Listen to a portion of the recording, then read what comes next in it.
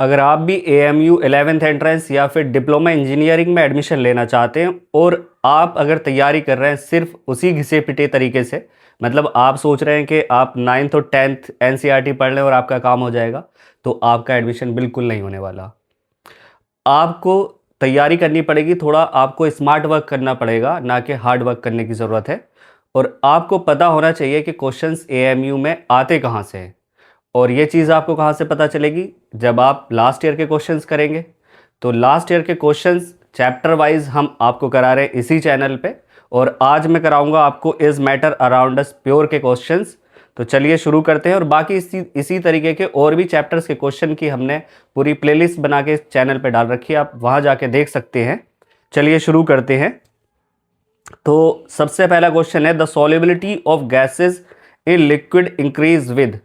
आपने देखा भी होगा कि भाई हम जो कोल्ड ड्रिंक वगैरह पीते हैं ना, तो अगर कोल्ड ड्रिंक को आप जैसे खोलते हो तो उसके अंदर से क्या होता है, गैस बाहर निकलती है ना, कार्बन डाइऑक्साइड गैस होती है उसके अंदर। तो कोल्ड ड्रिंक को ठंडा करके पिया जाता है और उसके अंदर प्रेशर भी इंक्रीज किया जाता है। तो जब हम किसी भी लिक्विड का प्रेशर इंक्रीज कर देते हैं और उसको थोड़ा सा ठंडा कर देते हैं, उसका टेम्परेचर थोड़ा कम कर देते हैं, तो उसके अंदर गैसेस की सॉल्युबिलिटी जो है ना वो बढ़ जाती है। तो कार्बन डाइऑक्साइड की सॉल्युबिलिटी कोल्ड ड्रिंक में इसी तरीके से बढ़ती है, जिसके वजह से हमें कोल्ड ड्रिंक और ज़्यादा टेस्टी लगती है, जो भी उसका टेस्ट आता है वो, है ना। तो डिक्रीज इन टेम्परेचर, टेम्परेचर को डिक्रीज करते हैं और प्रेशर को इंक्रीज करते हैं, उसके वजह से गैसेस की सॉल्युबिलिटी क्या होती है, और ज़्यादा इंक्रीज हो जाती है। ठीक है, तो इसका आंसर होगा ए। बर्निंग ऑफ कैंडल इन्वॉल्व्स, जब कैंडल जलती तो उसके अंदर दो काम हो रहे होते हैं। देखो, एक तो उसका वैक्स जल रहा होता है, जो कि आपको पता है केमिकल चेंज है, और दूसरा उसका वैक्स, कुछ वैक्स जो है ना वो मेल्ट हो रहा होता है, जो कि आपको पता है फिजिकल चेंजेस है। तो उसके अंदर दोनों ही चेंजेस हो रहे होते हैं, both physical and chemical changes. Group of element showing both metallic and non metallic character, मतलब आपको बताना है कौन से वाले जो सेमीकंडक्टर होते हैं ना वो बताने हैं। तो आपको पता है बोरोन, सिलिकॉन और जर्मेनियम जो है, इसमें ये सारे तीनों के तीनों ही सेमीकंडक्टर हैं। Burning of paper is, paper जब जलता है, आपने एग्जाम्पल पढ़ रखा है, केमिकल चेंज का एग्जाम्पल है। ठीक है, केमिकल चेंज। इससे आगे चलते हैं। 0.5 gram of substance is dissolve in 25 gram of solvent, the percent amount of substance by mass is. अच्छा, परसेंटेज हमें निकालनी है। तो देखो, इसके लिए हमारे पास फॉर्मूला है ना, मास परसेंटेज का फॉर्मूला उसे हम क्या बोलते हैं कि भाई mass percentage is equal to mass of solute upon mass of solution into 100। तो मास ऑफ सॉल्यूट, सॉल्यूट का मास यहाँ पे कितना है, 0.5 ग्राम। मास ऑफ सॉल्यूशन क्या हो जाएगा, देखो ये जो 25 ग्राम है ना, ये सॉल्वेंट का मास है, और आपको पता है सॉल्यूशन का मास सॉल्वेंट प्लस सॉल्यूट को मिला के बनता है ना। तो दोनों को मिला देंगे तो ये आ जाएगा 25.5 और इंटू 100, है ना। इसे पूरे को सॉल्व करो, इधर नीचे आप 100 ले लो चाहो तो, इससे काट दो, और इसे सॉल्व करोगे आप ऊपर 10 ले जाओ, और इसे जब आप सॉल्व करोगे तो ये आएगा लगभग 1.96, है ना। तो कैलकुलेशन आप कर लेना इसकी, 1.96 आएगा। ठीक है।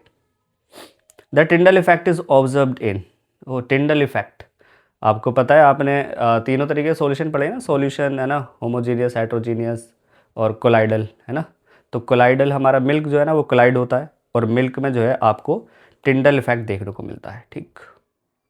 Smoke is an example of, smoke जो है ये आपकी बुक में दे रखे सारे एग्जाम्पल, है ना। एरोसोल का एग्जाम्पल है स्मोक, और भी बहुत सारे उसमें दे रखे हैं एग्जाम्पल। देखो देखो जैसे 2020-21 में ये क्वेश्चन आया हुआ है, तो उसी टेबल में से मान लो अब आपको आगे क्वेश्चन रिपीट हो सकता है, इसी तरीके से क्वेश्चन रिपीट होते हैं। A solution contain 40 gram of common salt in 320 gram of water, what will the concentration in terms of, मैंने पीछे फॉर्मूला आपको बताया ही है ना भाई, mass percentage is equal to हमारा क्या हो जाएगा 40 जो सॉल्यूट का है, और सॉल्यूशन का मास यहाँ पे कितना हो जाएगा 320 प्लस 40 मतलब 360 into 100।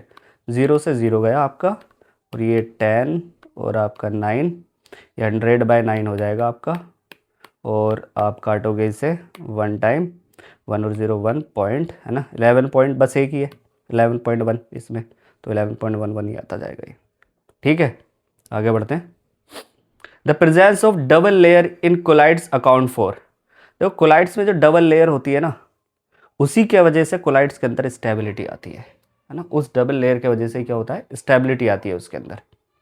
Which of the following will show Tyndall effect. देखो 2018 में क्वेश्चन सेम रिपीट हो चुका है ना, मैंने बताया था, और ये 2020 में भी आ चुका था ये क्वेश्चन। ठीक, तो milk. Colloid is a example of colloid. Colloid हमारे हेट्रोजीनियस मिक्सचर होते हैं, आप लोगों ने पढ़ रखा है।